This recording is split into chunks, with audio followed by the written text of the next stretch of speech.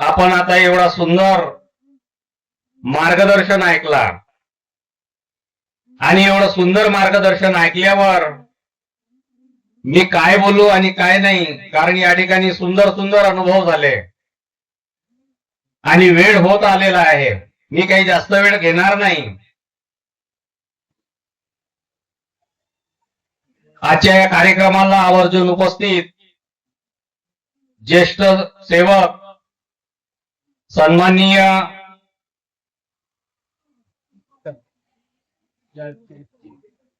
शेळके साहेब यांना सुद्धा माझा नमस्कार. या ठिकाणी शेळके साहेबांनी सांगितलं मंडळ सेवकाचा आहे. सेवक कोणाचे? बाबाचे. बिलकुल बरोबर आहे.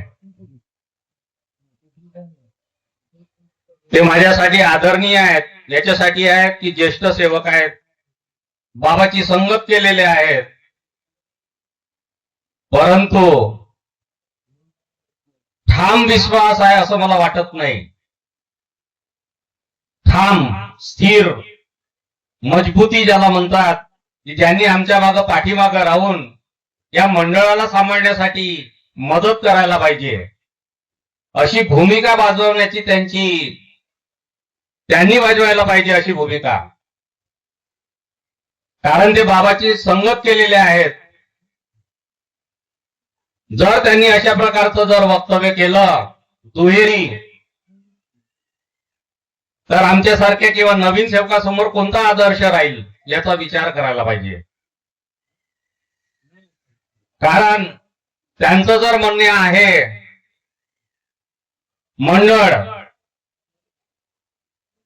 मंडळ बाबांनी बनवलं, पण मी सांगतो, मी कधी कोणा अध्यक्षाच्या मुखातून काही ऐकलं नाही किंवा मला माहित नाही.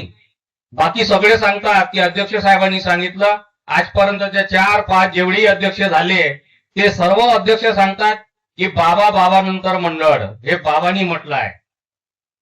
मी ऐकलं नाही, परंतु मी बाबाची एक तप संगत केली, बाबाच्या मुखातून ऐकलाय. याच्यावर विचार करा शेळके साहेब. बाबांनी आपल्याला काय म्हटलं?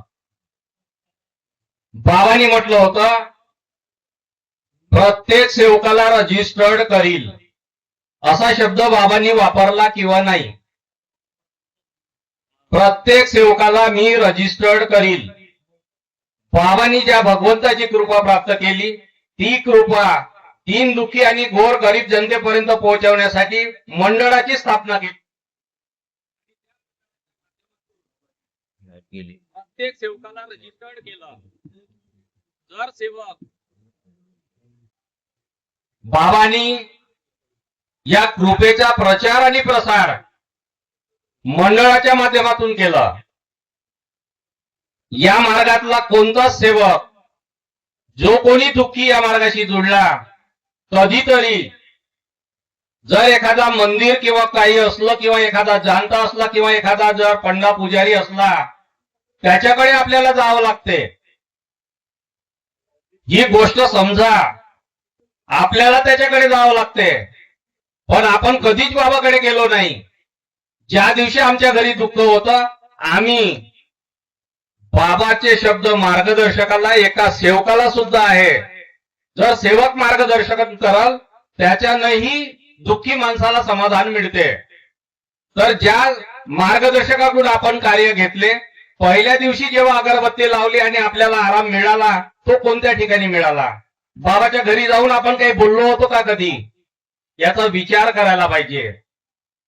बाबांनी आपल्याला जागवलं आणि तुमच्या जवळच दाखवला. आम्ही कोणतेही मूर्ती किंवा प्रतिमा समोर न ठेवता साध्या दिवाल समोर, भिंती समोर आम्ही फक्त दिवा लावला, अगरबत्ती लावली आणि ज्योत लावली आणि फक्त एवढा शब्द वापरला, भगवान बाबा हनुमानजी, मी माझ्या कर्माने चुकलो, याची मला क्षमा करा. हे आम्ही कधी बाबाच्या घरी जाऊन बोललो का? कधीच नाही बोललो. मग हा आम्हाला असं का वाटते की बा हे मंडळाच्या माध्यमातून नाही, मंडळ सांगितलंच नाही. जो कोणी सेवक बाबाचा सेवक जर असेल त्यांनी मंडळाचं सभासद व्हायला पाहिजे, हे बाबाचे शब्द आहे. प्रत्येक सेवकानी, बाबाचा शब्द आहे, प्रत्येक सेवकाला रजिस्टर्ड करील असा शब्द बाबांनी वापरला होता. जर तुम्हाला आठवत असेल तर तुम्ही आठवून पहा, आपण जेव्हा सेवकाच्या घरी चहा पाणी घेत बसलो होतो, अशा वेळेस बाबांनी जेव्हा डिटेल चर्चा होत होती तेव्हा बाबाच्या मुखातून निघालेले शब्द आहे, मी प्रत्येक सेवकाला रजिस्टर्ड करील. जर बाबांनी असं म्हटलं आहे, मग रजिस्टर करण्याचा संबंध मंडळाशी आहे की घराशी आहे याचा विचार करायला पाहिजे.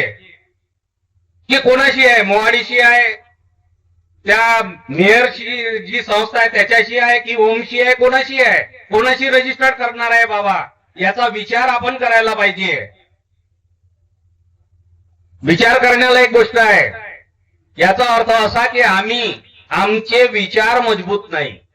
जर आमचे विचार मजबूत असते तर आम्हाला कुठल्याही गोष्टीची गरज नाही. बाबांनी सांगितलं आहे की बाबाचा हा प्रचार आणि प्रसार करण्यासाठी बाबाच्याच मुखातून निघालेले शब्द आहे, रजिस्टर्ड करेल, म्हणजे मंडळाच्या माध्यमातूनच कार्य व्हायला पाहिजे. जो सेवक इल्लीगल बाबाच्या कृपेचा फायदा घेतला आणि तो सेवका रजिस्टर्ड झाला नसेल, तो सेवक अनधिकृत आहे. असा सेवक, बाबाचे शब्द आहे, एक एकाला सत्याच्या तराजूमध्ये तोलील म्हणे बाबा, एक एकाला तोलील म्हणे, आणि तत्व शब्द नियमाच्या चाकोरीत त्याला तोलील आणि त्याला दंड देईल. हे कोणासाठी शब्द होते? हे बाबाचे शब्द आहेत. जर आपण समजलो नाही, मी तर जास्त ज्ञानी नाही, मी बाबाची एक तप संगत केली, या गावामध्ये आलो, 3 वेळा आलो, 80, 79, 80, 81, 82च्या आसपास याही गावात आलो, चामटजीच्या घरी. काय नुसतं तबला वाजवण्याचा छंद लागला आणि बाबाची संगत घडली, एवढाच उद्देश. मी या मार्गाशी जोडलो नाही. बाबांनी सुद्धा कधी आपल्या जवळ कोणाला येऊ दिलं नाही. जर कोणी बाबाजवळ हात जोडून जर उभा राहिला तर बाबा सांगायचे, तू जिथं उभा आहेस तिथूनच हात जोड. बाबाही आपल्या बसलेल्या जागेवरून हात जोडत होते आणि सेवकाला सांगत होते की तू जिथं उभा आहेस तिथून हात जोड. ही कृपा तुमच्या जवळ आहे आणि तुम्ही जिथं उभे आहे तिथंच ती कार्य करते. मग जर असं आहे तर आपल्याला एवढं फरक का जाणवते याचा विचार आपल्याला करायला पाहिजे, संशोधन करायला पाहिजे की बाबाची कृपा कशी आहे. जर आम्ही समजलो नाही तर आम्ही या सेवकांना काय समजावणार? मी या मार्गाशी जुळलो नाही, माझे वडील जुळले. जे तत्व द्वापार युगामध्ये कृष्णाने सांगितलं आणि तेच बाबांनी 4 तत्वामध्ये सांगितलं. बाबांनी आपल्याला काही जास्त सांगितलं नाही. दैवी शक्तीला ओळखण्यासाठी 4 तत्व सांगितले आणि भगवंताचे गुण आपसामध्ये वाटण्यासाठी सत्य, मर्यादा, प्रेम सांगितलं. शब्दाचं पालन करायचं आहे आणि तत्वाची जाणीव करायची आहे. जर तत्वाची जाणीव केली तर जीवन अधोगती जाणार नाही. ज्या भगवंताला आपण कापूर लावून विनंती केली आणि समाधान मिळालं.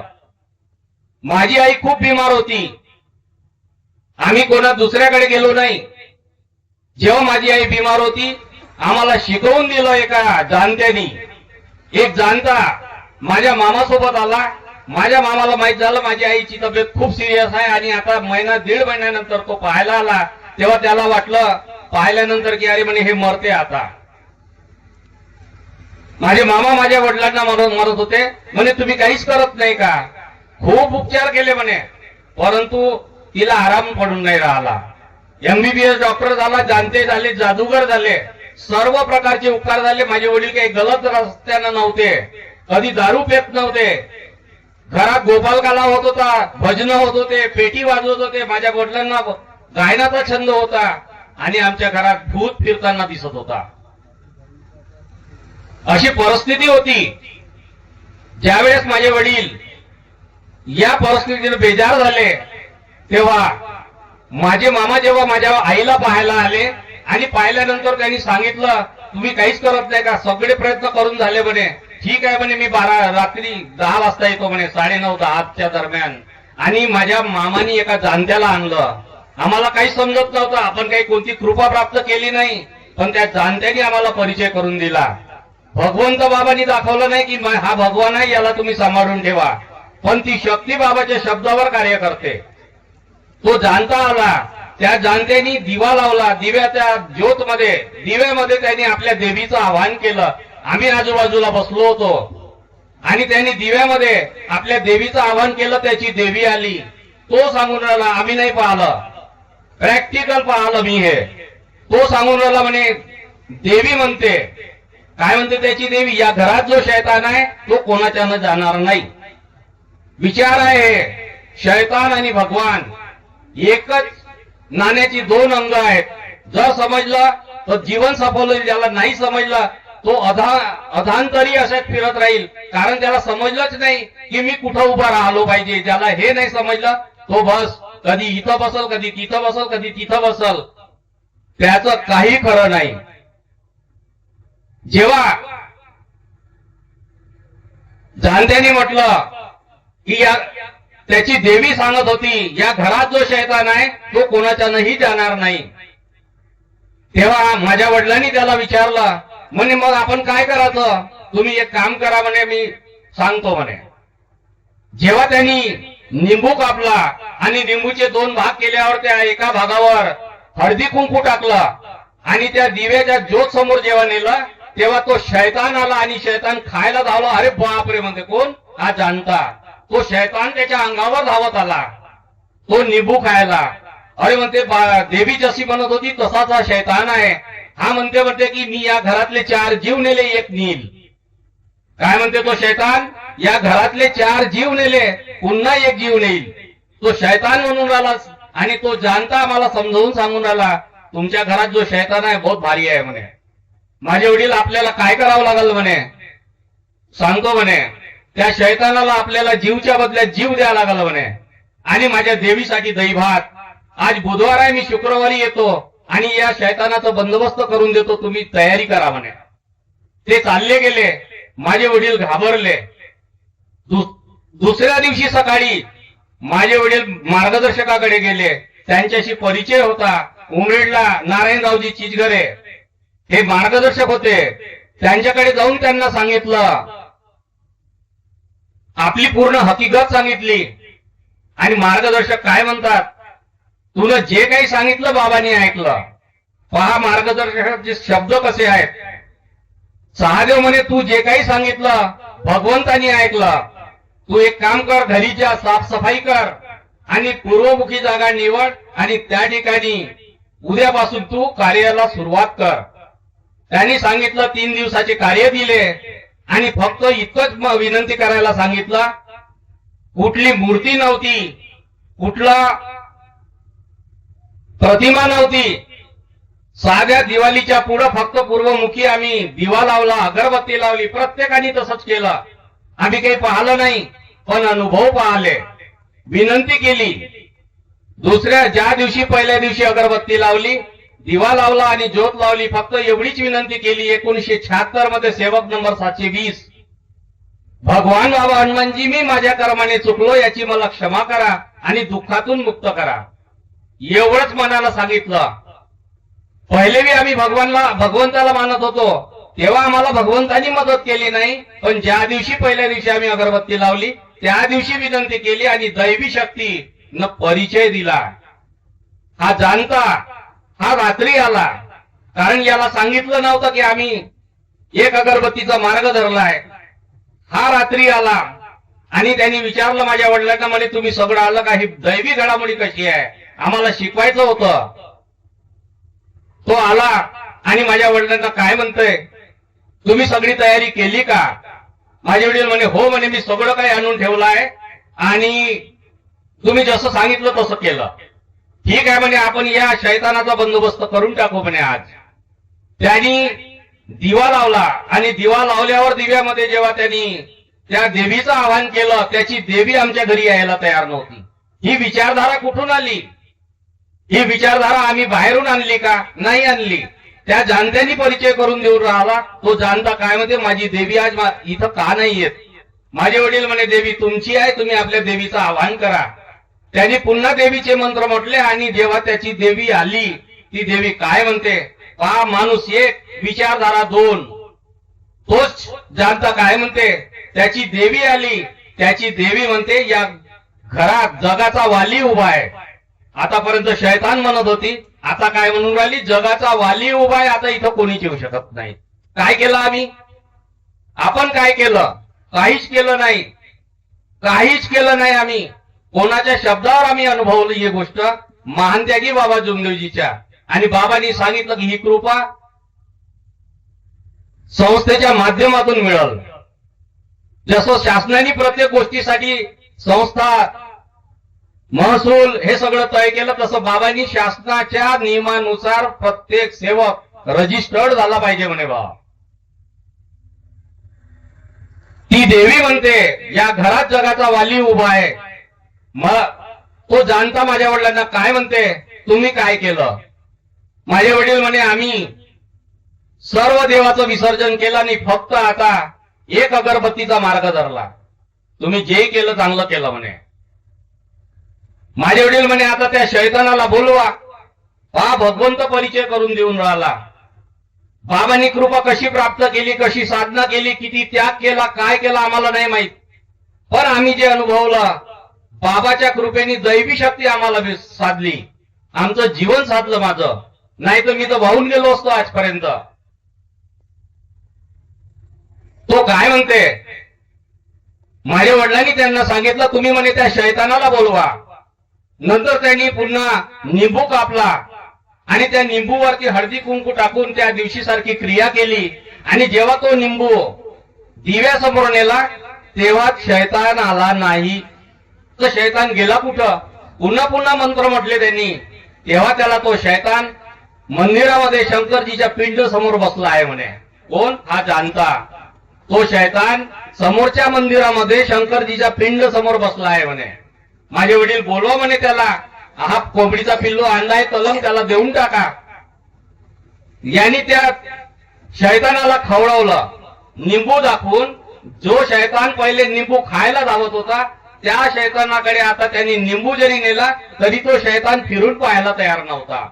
तेव्हा माझे पुन्हा पुन्हा त्यांनी डिवचलं. जेव्हा डिवचलं तेव्हा तो शैतान काय म्हणते, हा जाणता आम्हाला सांगून राहिला. तो शैतान म्हणते म्हणे की मला बाबा हनुमानजीनं खूप मारलं. कोणी पाहिलं बाबा हनुमानजीला? आम्ही तर पाहिलं नाही, फक्त अनुभवलं. ही शक्ती बाबाच्या कृपेमुळे आम्हाला लाभली तरी आम्ही समजत नाही. आणि आमचे विचार दिशाहीन चालले आहेत.